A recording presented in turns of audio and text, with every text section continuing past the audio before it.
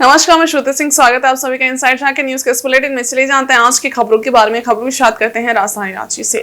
रांची के NH 75 के सामने रातों में बंद पड़े बिस्कोमान के कोल्ड स्टोरेज परिसर में 2 जंगली हाथियों के घुसने से हड़कंप मच गया। आसपास के ग्रामीण और वहां से गुजर रहे लोग हाथी को देखने के लिए जुटने लगे। इससे वहां काफी भीड़ इकट्ठा हो गई।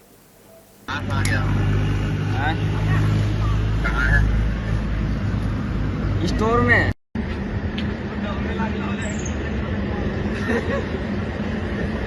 इधर सूचना मिलने पर पुलिस टीम मौके पर पहुंची और सुरक्षा के दृष्टिकोण से ग्रामीणों को समझा बुझाकर वहां से हटाया। पुलिस ने ग्रामीणों को बताया कि हाथी किसी भी समय अगर बाहर निकलते हैं तो भगदड़ की स्थिति बन सकती है, ऐसे में सभी वहां से दूर हो जाएं। इधर हाथियों के कोल्ड स्टोरेज परिसर में होने की जानकारी वन विभाग को दी गई, जिसके बाद विभाग की टीम वहां पहुंची और हाथियों को खदेड़ने का अभियान शुरू किया। खबर लिखे जाने तक दोनों हाथी वहीं बने हुए थे और वन विभाग उन्हें भगाने के प्रयास में लगा था।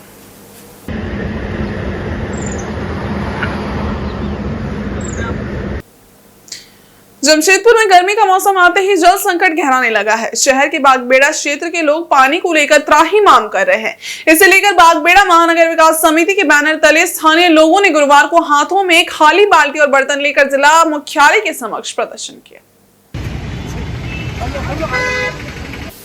सभी ने एक स्वर में पानी दिलवाने की मांग जिला प्रशासन से की। समिति के अध्यक्ष सुबोध झा ने बताया कि बागबेड़ा महानगर विकास समिति वर्ष 2005 से लगातार बागबेड़ा ग्रामीण जलापूर्ति योजना को लेकर धरातल पर उतारने की मांग को लेकर आंदोलनरत है। वर्ष 2015 में तत्कालीन मुख्यमंत्री रघुवर दास ने इस योजना को धरातल पर लाने के लिए 237 करोड़ रुपए की स्वीकृति दी थी। इसका निर्माण कार्य वर्ष 2018 में पूरा होना था, लेकिन आज तक एक बूंद पानी किसी को नहीं मिला। इसके बाद आंदोलन लगातार जारी रहा। बाद में सरकार की तरफ से और 50 करोड़ की राशि इस योजना को पूर्ण करने के लिए स्वीकृत की गई, लेकिन इससे भी योजना पूरी नहीं हुई। आज क्षेत्र के लोग बूंद बूंद पानी के लिए तरस रहे हैं और जिला प्रशासन इस पर कोई कार्रवाई नहीं कर रही है। समिति ने अब फिर से आंदोलन का रुख अपना लिया है। समिति के अध्यक्ष सुबोध झा ने कहा कि अगर जल्द से जल्द योजना को पूर्ण कर पानी सप्लाई शुरू नहीं की गई तो स्थानीय लोग रेल रोको आंदोलन करेंगे। भारत माता के वंदे वंदे बागबेड़ा ग्रामीण जलापूर्ति योजना चालू करो। योजना की मांग को लेकर आज उपायुक्त कार्यालय पर घेराव प्रदर्शन किया जा रहा है और 693 बार धरना प्रदर्शन भूख हड़ताल किया गया।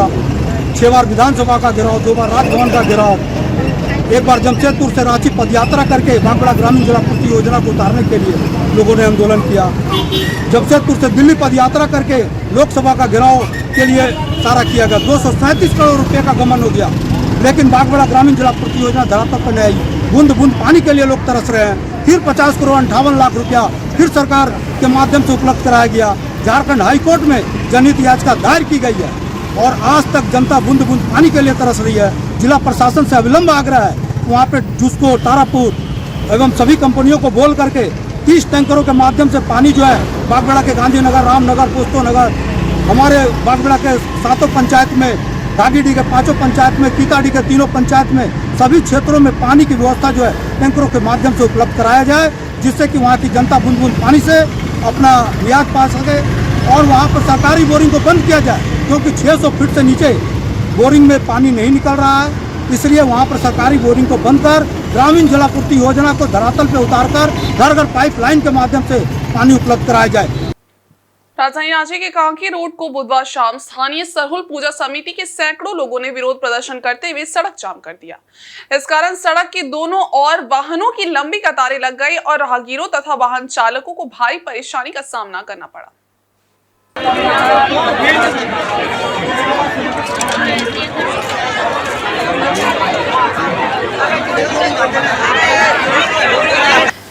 मिली जानकारी के अनुसार ये घटना तब हुई जब हातमा की डूहू टोली के लोगों को सरहुल पूजा से पहले पुलिस द्वारा सांस्कृतिक कार्यक्रम के दौरान डीजे साउंड सिस्टम बजाने से रोक दिया गया। इस पर आक्रोशित लोग हाथों में सरना झंडे लेकर सड़क पर उतर आए और कांकी रोड को जाम कर दिया। तकरीबन 2 घंटे तक सड़क जाम रही, जिससे यातायात ठप हो गया और लोगों को खासा दिक्कत सामना करना पड़ा। प्रदर्शन के बाद प्रशासनिक हस्तक्षेप से मामला शांत हुआ और जाम को हटाया गया। प्रशासन ने आश्वासन दिया कि इस प्रकार के विवादों को सुलझाने के लिए उचित कदम उठाए उठाए जाएंगे। स्थानीय लोगों ने इस घटना को लेकर अपनी नाराजगी जाहिर की और कहा कि उनका विरोध केवल अपनी संस्कृति की रक्षा के लिए था।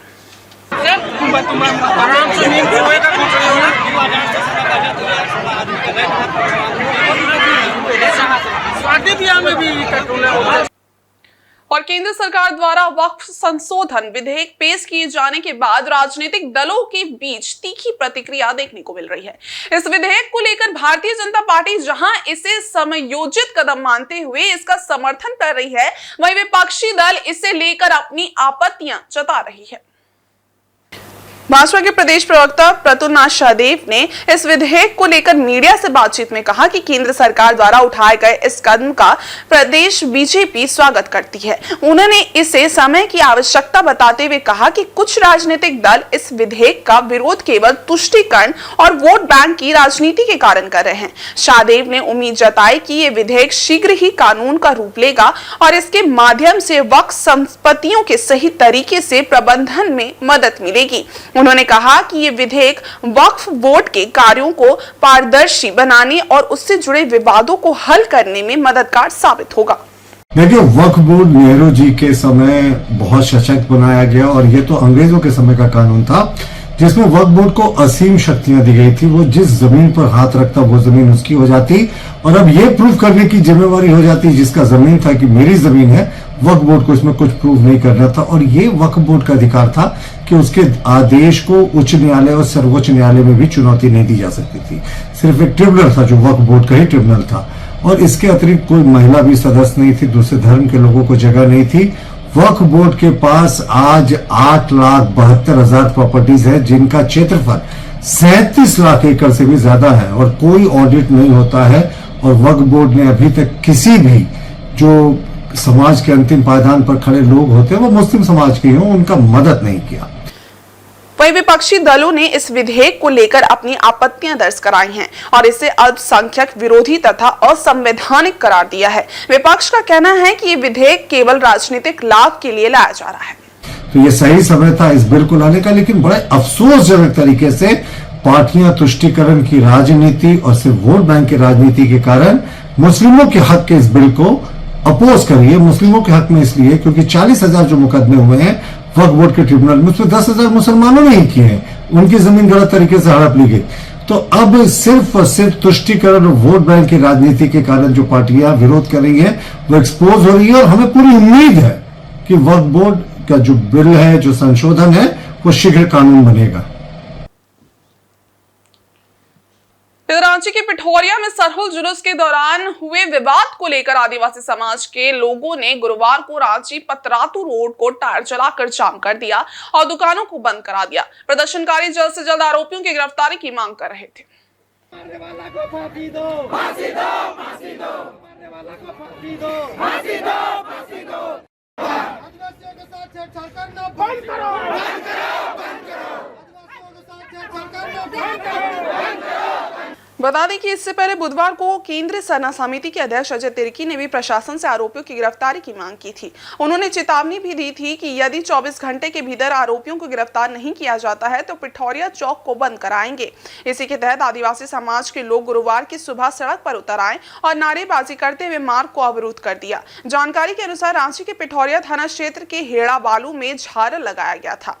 सरहुल जुलूस के दौरान ये झालर जुलूस के झंडे से टूट गया, जिसके बाद जिन लोगों ने झालर लगाया था वो भड़क गए। उन्होंने सरहुल जुलूस में शामिल लोगों पर हमला कर दिया। इस दौरान दोनों पक्षों के बीच जमकर मारपीट भी हुई। इस घटना में पाहन सहित कई लोग घायल हुए थे। हालांकि गांव के कुछ प्रबुद्ध लोगों ने आगे आकर मामले को संभाला और मारपीट कर रहे महिलाओं और पुरुषों को खदेड़ा। घटना के बाद से इलाके में स्थिति तनावपूर्ण है। पुलिस की टीम लगातार इलाके में कैंप कर रही है। मारा नहीं छोड़ेंगे, नहीं छोड़ेंगे, नहीं छोड़ेंगे। मारने वाला को फांसी दो, फांसी दो, फांसी दो। हम लोग को कुछ मांगे नहीं है। हम लोग का जो पर्व है सरहुल पर्व, हाँ, आदिवासी का महान पर्व था और यहाँ जो है पुजारी हमारे पाहन करते हैं। पाहन जो है गाँव देवती जो आप शंकर भगवान कहते हैं वो सवार होते हैं, आप पूरे गांव का रक्षक होते हैं। ऐसे व्यक्ति को, ऐसे पुजारी को हमारे मुस्लिम भाइयों ने मारा है। हमारा जो चीरा झंडा है लाल सफेद, ये हम लोग का आदिवासी का पहचान है, प्रतीक है। ऐसे चीज़ों को उन लोग ने कुचला है दबोचा है, ये बहुत ही निंदनीय है। जिस तरह से और हमारे वाहन जो है मार के उसका माथा फाड़ दिए हैं, बताइए कि ये कहाँ का न्याय है। इसलिए हम लोग ने पूरा विरोध कर रहे हैं। प्रशासन हम लोग को 24 घंटा का अल्टीमेटम दिया था कि 24 घंटा में हम लोग उसको पकड़ेंगे, अभी तक सक्षम नहीं हुए हैं। इसलिए हम पूरे आदिवासी आक्रोश है, चूँकि हमारा वाहन पुजारी को मारा गया है। हम लोग आज रोड जाम किए, 24 घंटा में नहीं पकड़ा है, तो आज हम लोग पेठौरिया चौक जाम किए हैं।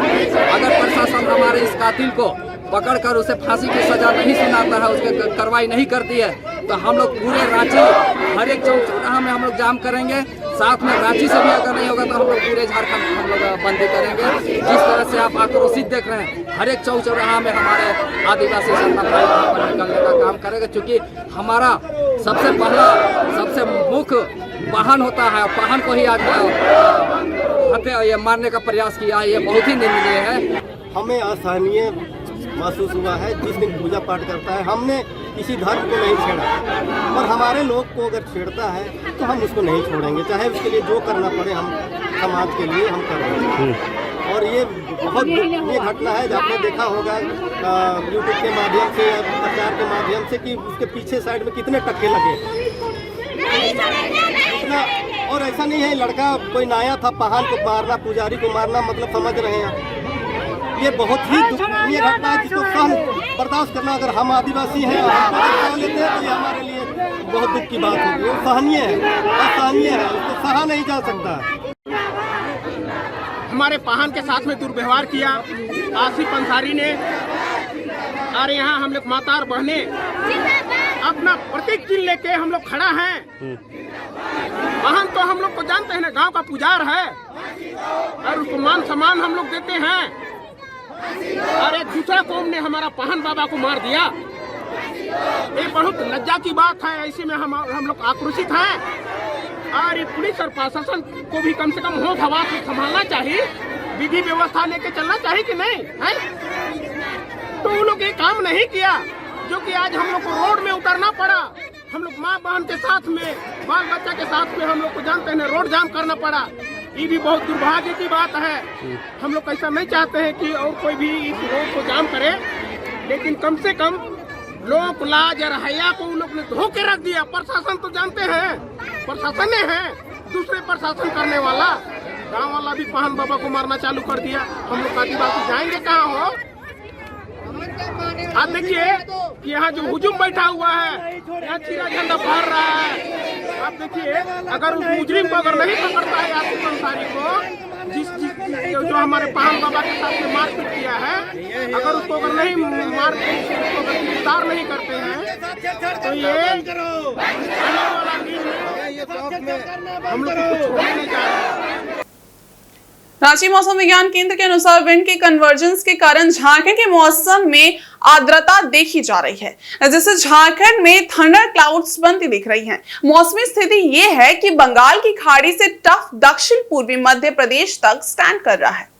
मौसम वैज्ञानिक अभिषेक आनंद ने बताया कि ये टफ बिहार, झारखंड और छत्तीसगढ़ होते हुए क्रॉस कर रहा है। साथ ही एक और cyclonic circulation south east Madhya Pradesh में स्टैंड कर रहा है। इन सिस्टम के असर से झारखंड के अधिकांश हिस्सों में गुरुवार एवं शुक्रवार को गर्जन और वज्रपात देखने को मिल सकता है। गुरुवार को राज्य के दक्षिणी और उससे सटे मध्य इलाके में तेज हवा के झोंके, गर्जन, वज्रपात देखने को मिल सकता है। वहीं 4 अप्रैल को पलामू संभाग को छोड़कर राज्य के शेष भागों में थंडर एक्टिविटी और तेज हवा के झोंके की संभावना है।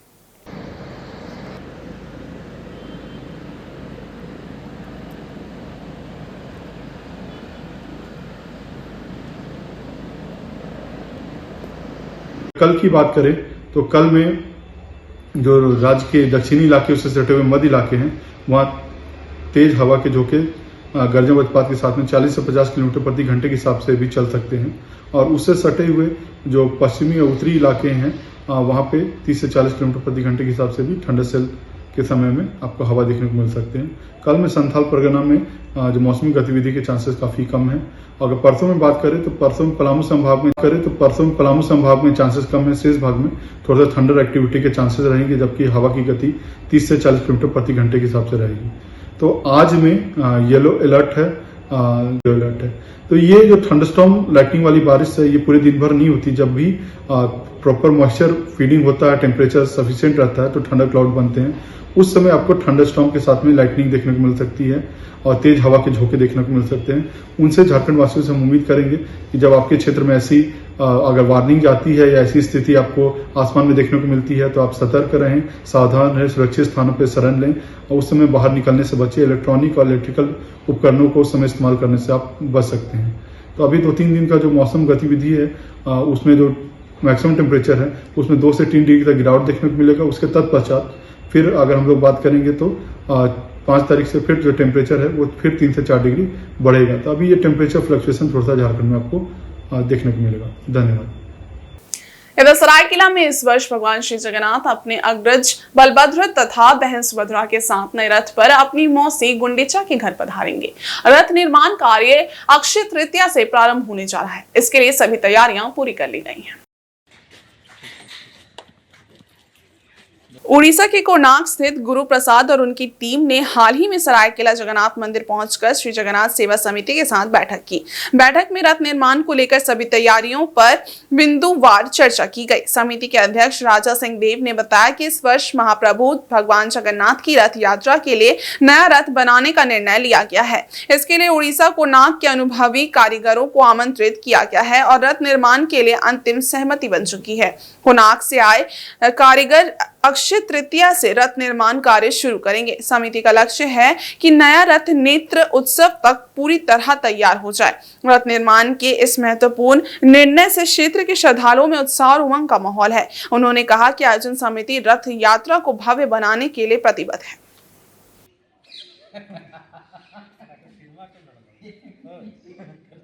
ठीक है।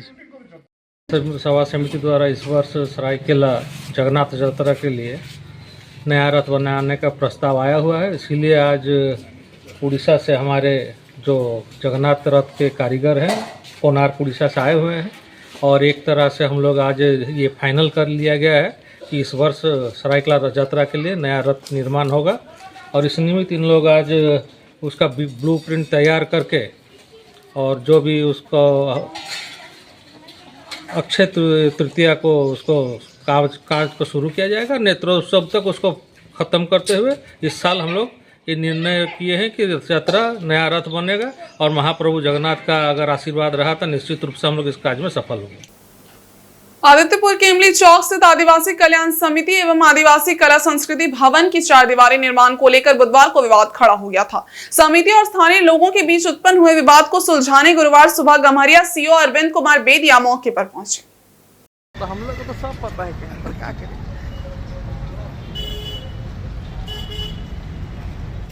गम्हरिया सीओ ने आदिवासी कल्याण समिति एवं आदिवासी कला संस्कृति भवन की जमीन की मापी करवाई। इससे पूर्व कल्याण समिति के सदस्यों एवं स्थानीय लोगों ने अपने अपने आपत्ति को दर्ज कराया। हालांकि 4 दीवारी निर्माण को लेकर जमीन मापी करने के बाद विवाद तकरीबन सुलझा लिया गया। इस दौरान आदिवासी कल्याण समिति द्वारा 1 फीट पीछे से 4 दीवारी करने पर सहमति बनी, जिसका स्थानीय लोगों द्वारा भी समर्थन किया गया, जिससे उत्पन्न विवाद खत्म हो गया। इधर मौके पर मौजूद गम्हरिया अंचलाधिकारी अरविंद कुमार बेदिया ने बताया कि कुल 65 डेसिमल रकबे की मापी कराई गई है। इसके बाद निर्णय हुआ है कि आदिवासी कल्याण समिति 4 दीवारी निर्माण 1 से 1.5 फीट पीछे करेगी ताकि दोनों पक्षों को परेशानी न हो।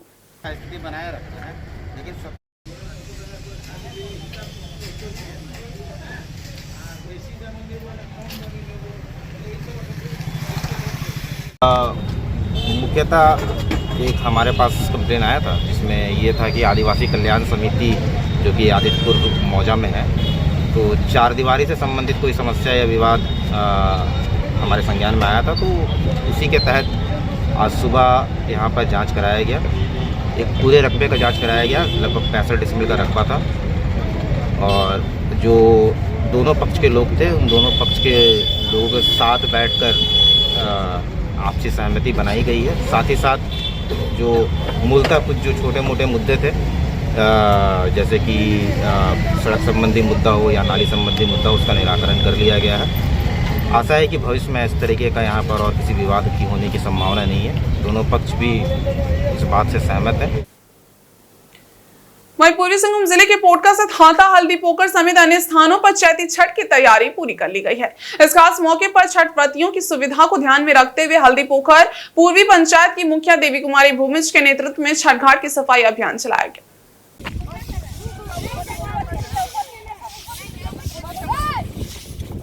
इस अभियान के तहत छठ घाटों में पड़ी गंदगी और कचरे की सफाई की गई। साथ ही छठ घाट के आसपास के इलाकों से भी कचरे को हटाया गया ताकि व्रतियों को स्वच्छ और सुरक्षित वातावरण में पूजा अर्चना करने में कोई परेशानी न हो। मुखिया देवी कुमारी भूमिज ने बताया कि छठ को लेकर घाट की सफाई की गई है ताकि श्रद्धालु सुगमता के साथ व्रत का पालन कर सके। ये उनके सामाजिक जिम्मेदारी का हिस्सा है और वे इसे पूरी निष्ठा के साथ निभा रही हैं। इस सफाई अभियान से क्षेत्रीय लोगों में सकारात्मक भावना और उत्साह का माहौल दिखाई दिया। पर्व के अवसर पर हम सभी ग्रामीण मिल करके छठ घाटों का साफ सफाई कर रहे हैं ताकि जितने भी छठ व्रतियाँ हैं अच्छी तरीके से पूजा पाठ कर सके और हम सभी इसमें अपनी योगदान दे सकें। और इस बुलेटिन में बस इतना ही। ब्रेक के उस पार कुछ और खास खबरें, तब तक के लिए देखते रहिए इनसाइड झारखंड न्यूज़। धन्यवाद।